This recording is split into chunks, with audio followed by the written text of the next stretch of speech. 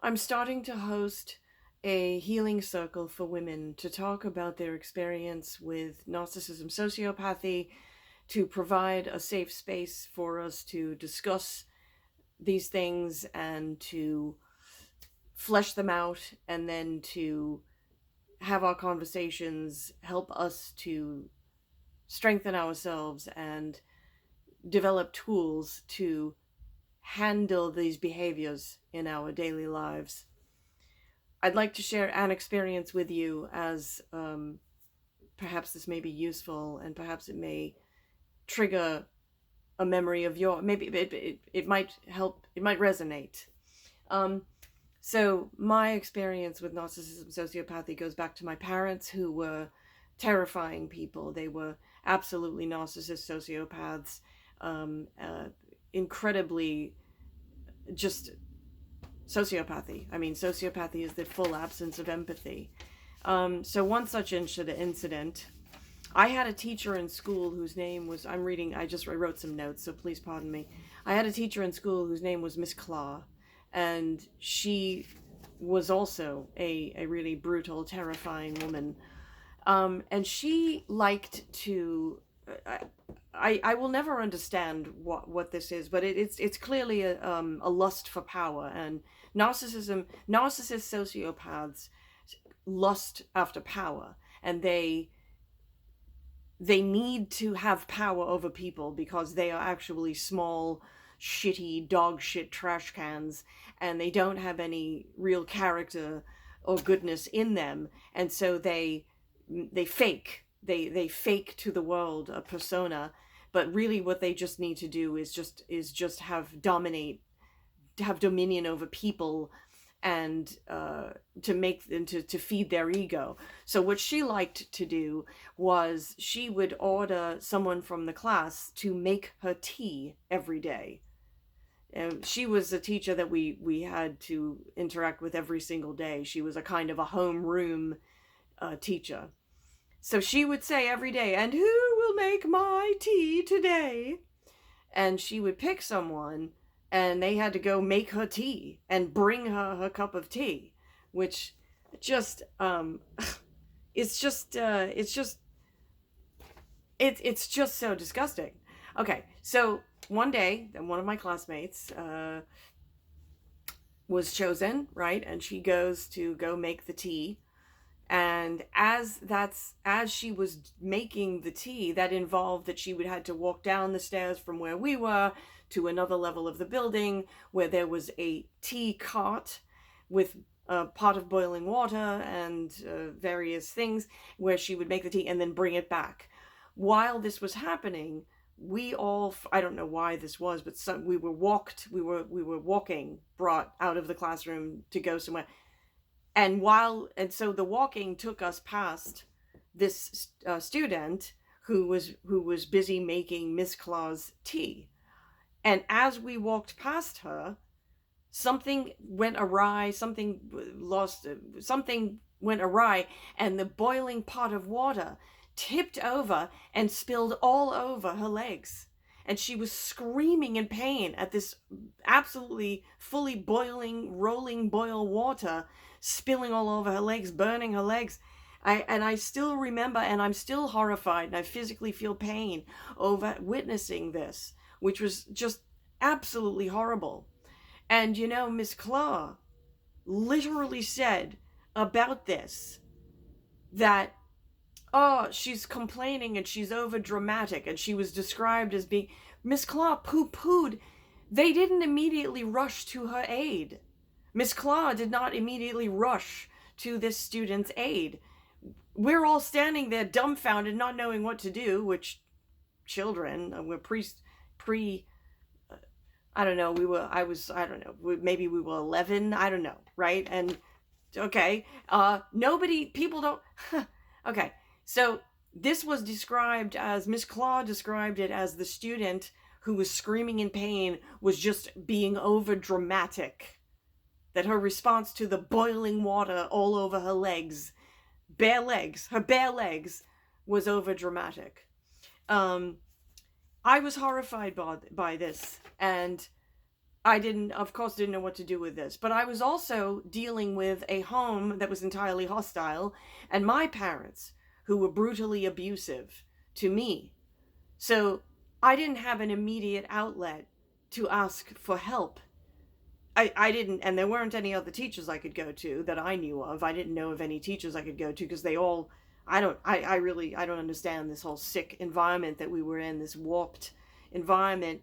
But I still hadn't learned to not trust my parents. I still had not learned to, I still had not fully learned the lesson that I cannot trust my parents because they are totally hostile and they hate me and they will just seek out ways to hurt me. They will always beat on me and sexually assault me and hurt me. When I later, when I was 19, I finally succeeded in escaping from my parents, and I literally had to escape from them. But I went home that day, and I just want to say, right. So I went home and I told my parents. Actually, I don't even know if I told my father because I don't think my father was there. So I told my mother what what had happened. Excuse me. And excuse me. Oh, sorry. And she looked at me as if there was something wrong with me. And then haughtily and condescendingly, as if, oh, you lesser being, you sad lesser being, oh, how pathetic you are. She looks at me and she's saying something about how I need to understand Miss Claw's position in this situation. With my fellow classmates' legs being burned by boiling water, I'm supposed to understand Miss Claw's position about what the fuck? What am I supposed to understand? So my mother said this, and then as she scornfully delivered this lesson to me, some sort of, I don't know what the fuck, she then left because I guess at that time I think she was going back to school, and so she told her this, and then I was home, and then she was leaving, and my father wasn't home yet, and so I thought she had left, and so she left the room, and I thought she had actually left the apartment. I didn't hear her. And I had a conversation with myself, where I was mocking this bullshit assertion that I'm supposed to understand Miss Claw's position.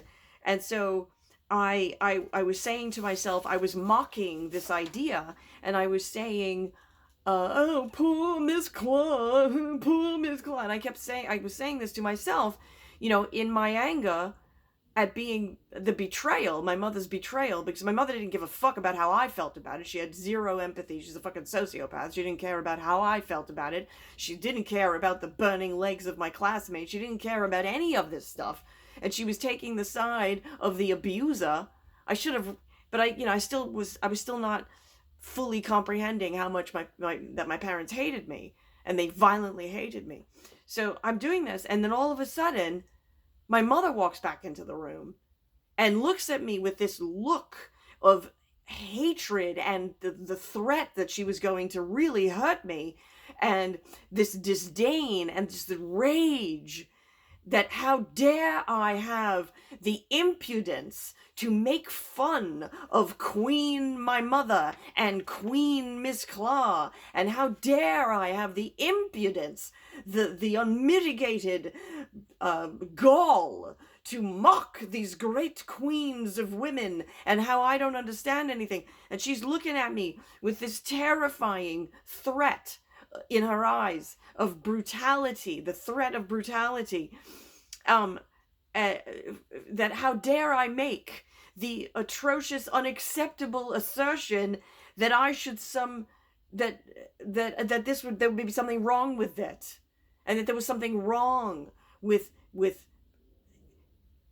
taking the side of the abuser. So she is looking at me with this look, and the point of this is not only the brutality, the cruelty, the violence, the horrificness, just the horribleness of this, and the boot on the neck, the abuser with the boot on the neck of the absolutely defenseless being me, completely dependent, defenseless being, child, and another completely dependent, defenseless being, another child in my class, and all I have is the brutality that I feel like my body from inside is torn out, and I feel like some scraping thing has been scraped, and I just feel like I'm bloodied by this. It's unbelievable. These kinds of things, there are so many of them, and I am just, even now, seeing more and more the massive brutality. I mean, it's not that I didn't know it, I haven't known it, but it's just I'm seeing more and more things are clicking.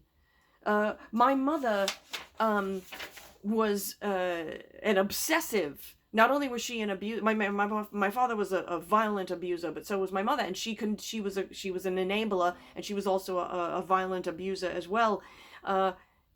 She went to the Children of God, and that is a horribly abusive cult, and all of these cults do the same thing.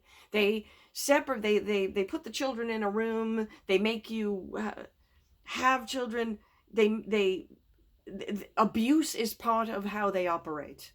It's rape culture, it's abuse culture. My mother went to the Jehovah's Witnesses and went to live with them and dragged me to live with them. My mother dragged me to Baptist church where she spoke in tongues, and she got baptized, and she was a new virgin, and she was a virgin again, and she was born again, and she did all the Pentecostal, revivalist, evangelist, fucking insane shit, and all of this based upon this idea of abuse and rape culture, abuse culture. I remember that she would talk about this fucking Reverend Moon psychopath. That she was into the purity culture. I was indoctrinated and abused, and I had purity culture rammed down my throat.